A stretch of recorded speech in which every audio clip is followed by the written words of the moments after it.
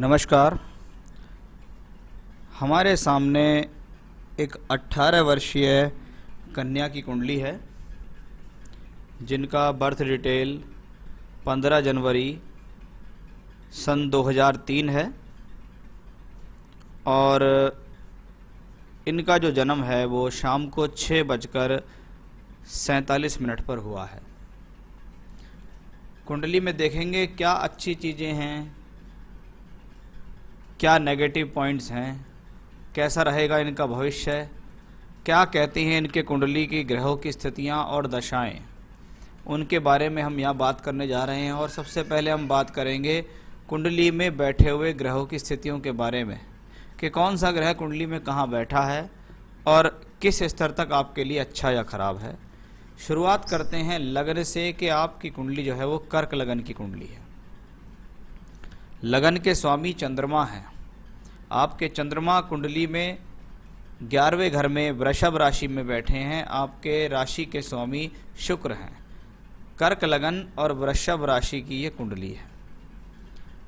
कुंडली में लगन और चंद्रमा दो ग्रह ऐसे माने जाते हैं जीवन में, अगर ये मजबूत हैं तो समझ लीजिएगा कुंडली किसी भी लेवल की हो, लेकिन व्यक्ति के भीतर इतनी सामर्थ्य अवश्य है कि वो अपने खुद के बल पर जीवन यापन करेगा, प्रगति करेगा। और वो कितनी प्रगति करेगा वो उसकी कुंडली पर निर्भर करेगा। लेकिन लगन से शुरुआत में कर रहा हूं। कर्क लगन में बृहस्पति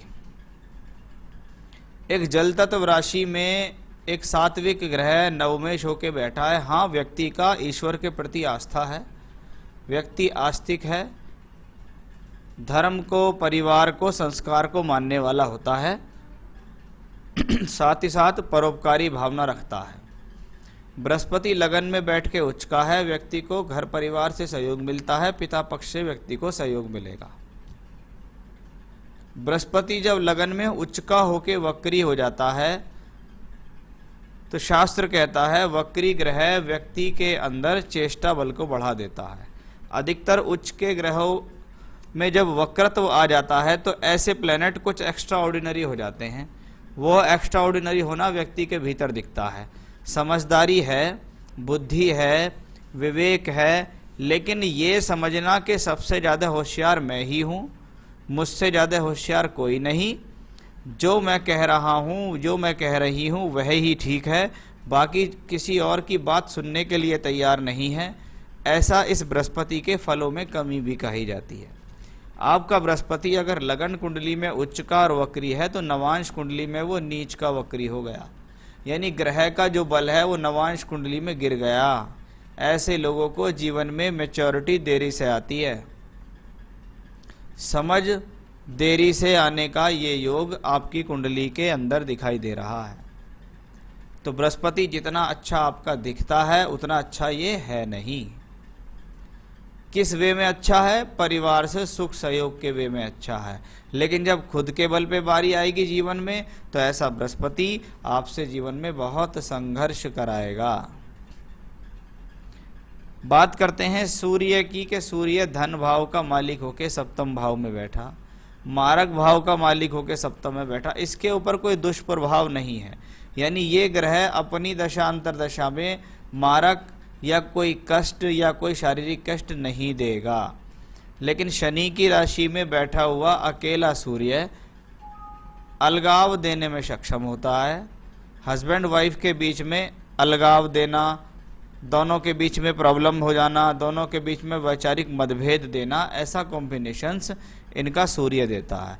धन भाव का मालिक यहाँ हो तो कहीं ना कहीं पति पत्नी के बीच में बैंक बैलेंस, पैसे, फाइनेंस आदि को लेकर भी झगड़े झंझट हो जाते हैं। बात करेंगे बुध के बारे में।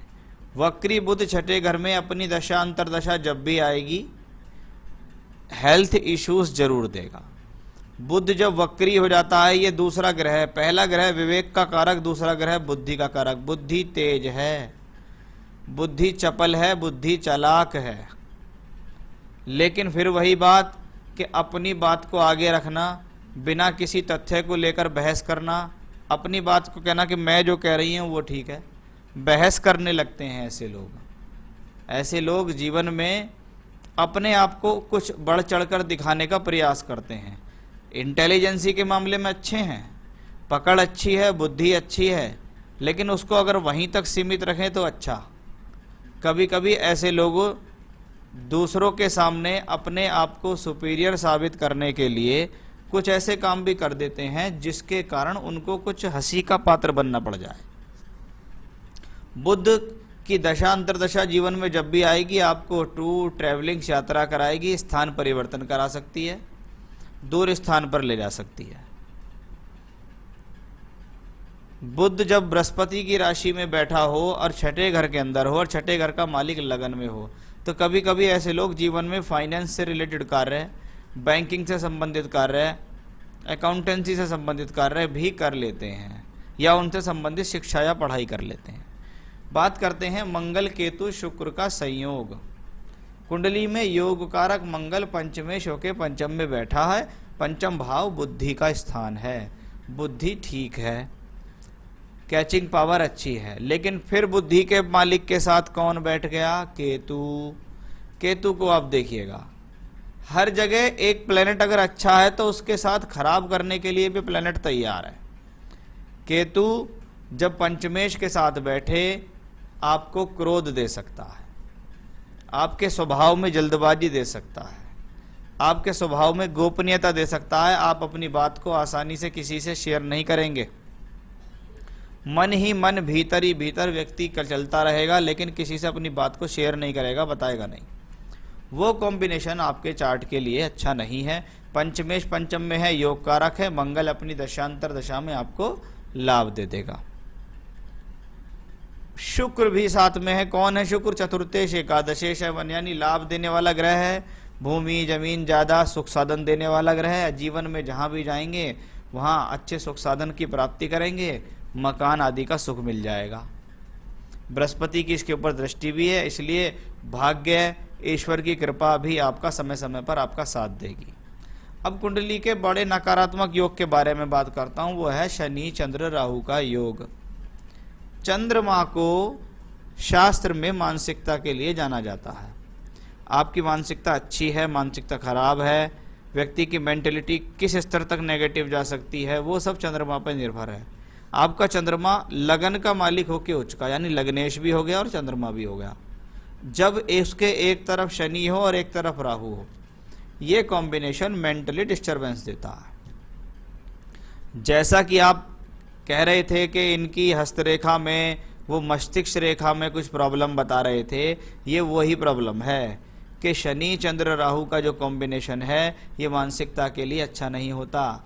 ये नकारात्मक फीलिंग्स देता है, ये गलत डिसीजंस देता है, ये घबराहट देता है, जिद देता है, भावुकता देता है, स्वभाव में चिड़चिड़ापन देता है। वो सारे कॉम्बिनेशन इसी प्लेनेट के कारण आते हैं। यानी इस व्यक्ति को समझना आसान नहीं, साथ ही साथ ये किसी को समझ ले वो भी आसान नहीं। यानी बहुत आराम से ये व्यक्ति किसी के ऊपर विश्वास नहीं करते हैं।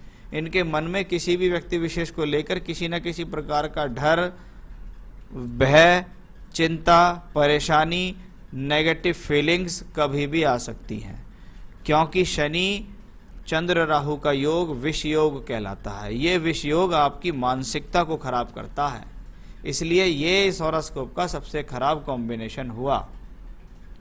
आपकी कुंडली के अंदर नवांश कुंडली में मैंने ग्रहों की पोजीशन को देखा है। यहाँ पे बृहस्पति सप्तम और सुख स्थान का मालिक होके नीच का हुआ, द्वादश सूर्य के साथ गया, सप्तम भाव पर शनि मंगल का प्रभाव भी आया। यानी ये कुंडली वैवाहिक जीवन में चिंता के लिए भी दिखा रही है। यानी ऐसे लोगों को जीवन में मैरिड लाइफ से रिलेटेड इश्यूज अवश्य आते हैं। शादी का देर से होना, विवाह के पश्चात पति से समस्या होना भी ऐसी कुंडली के साथ देखा जाता है। साथ ही साथ इनके लिए जो उपाय है कि जी मेरी मैरिड लाइफ अच्छी हो जाए, उसके लिए क्या करना चाहिए, उपाय मैं लास्ट में बता दूंगा। लेकिन एक उपाय आप जान लीजिए, इनका कुंडली मिलान करके विवाह करें। गुण मिलान करके बिल्कुल भी विवाह ना करें, नहीं तो आप धोखे में रह जाएंगे। तो कुंडली मिलान करके इनका विवाह करना है।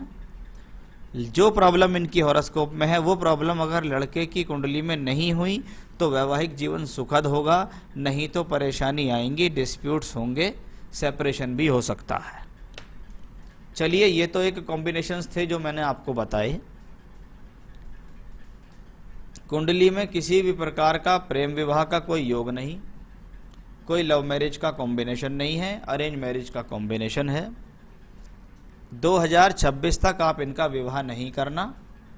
उसके बाद जब इनको बृहस्पति की महादशा में बृहस्पति की अंतर्दशा आएगी 7 जुलाई 2026 से 24 अगस्त 2028, ये वो समय होगा जो मैरिड लाइफ के लिए ठीक होगा। इस दौरान आप इनके विवाह कर देना, या इस दौरान इनके विवाह की अच्छी स्थितियां दिखाई दे रही हैं।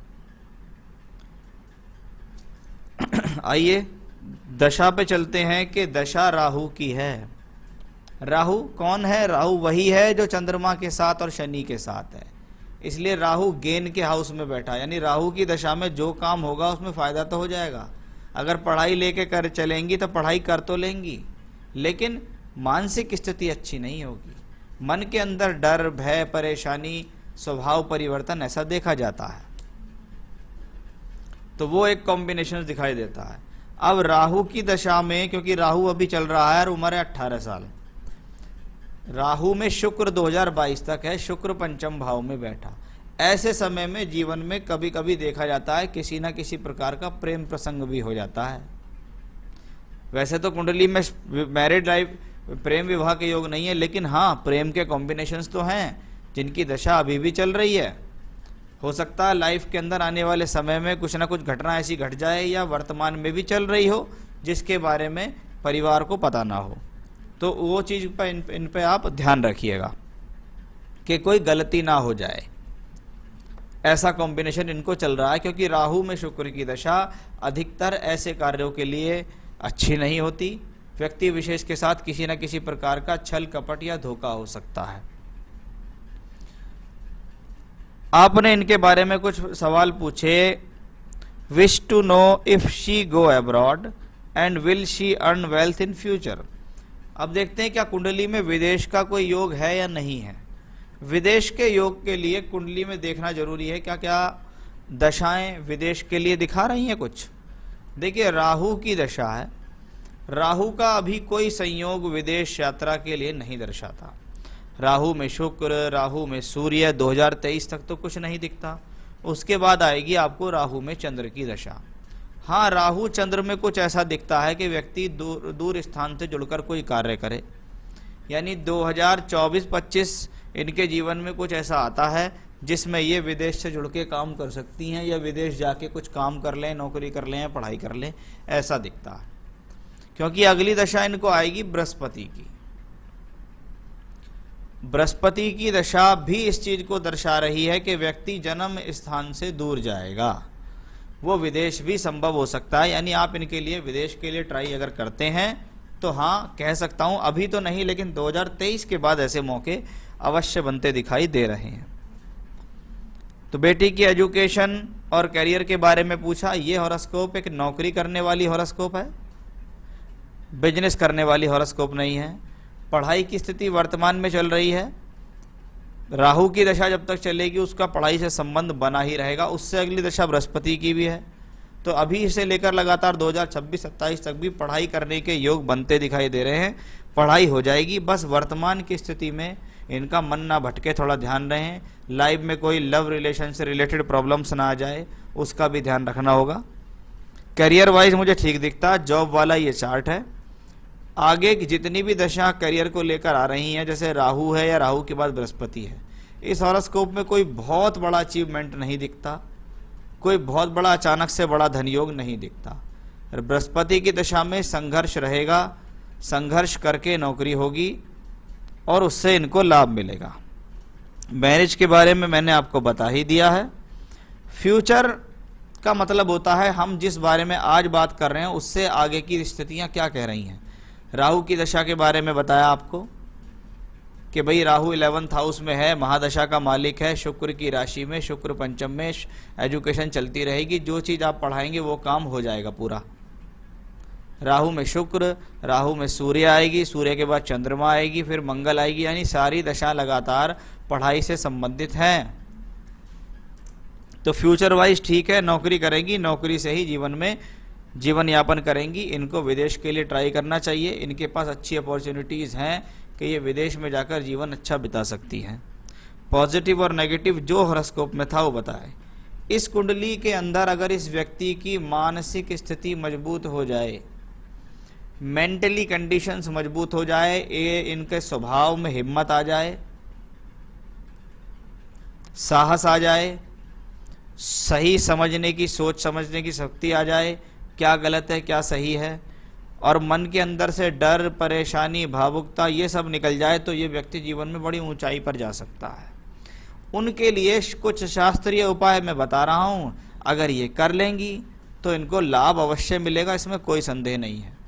मैंने बहुत सारे लोगों को ये उपाय बताए, लेकिन उपाय हमेशा ऐसे काम करते हैं जैसे आयुर्वेदिक दवाई, धीरे धीरे धीरे करके काम करते हैं। आप सोचो कि मुझे 2-4 महीने पूजा करते हुए हो गई, मेरे को तो कुछ फर्क ही नहीं पड़ रहा, बिल्कुल नहीं, आपको लगातार करना है। 2 पूजा मैं आपको बता रहा हूँ।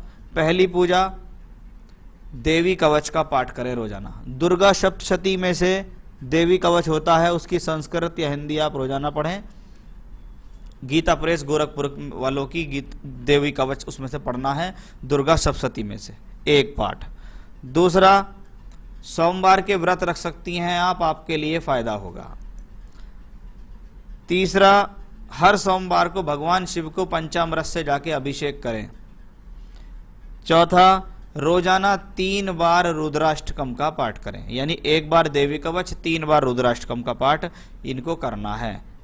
अगर ये उपाय इन्होंने रेगुलरली कर लिए तो आप इनके अंदर देखना साल भर के अंदर अद्भुत परिवर्तन होगा। हाथ के अंदर भी जो खराब रेखाएं वो सब खत्म हो जाएंगी, अच्छी रेखा की तरफ डेवलप होनी शुरू हो जाएंगी। पुखराज रतन पहनने से इनको फायदा मिल सकता है, तो इनको अभी शुरुआत में महंगा पुखराज ना पहना के कुछ सस्ता पुखराज पहनाइए। जैसे बैंकॉक का पुखराज होता है, वो बैंकॉक का पुखराज 5-6 हज़ार रुपये में पूरी अंगूठी हो जाती है तैयार उसकी। आपको चाहिए तो आप मुझसे प्राप्त कर सकते हैं।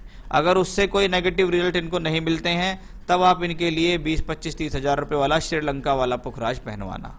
तो अभी पहले बैंकॉक का पुखराज पहनाइएगा, उससे अगर पॉजिटिव रिजल्ट मिलते हैं तब उसको अच्छे में कन्वर्ट आपको करना है। तो ये था आपकी हॉरोस्कोप का एनालिसिस, सवालों के जवाब और उपाय। नमस्कार।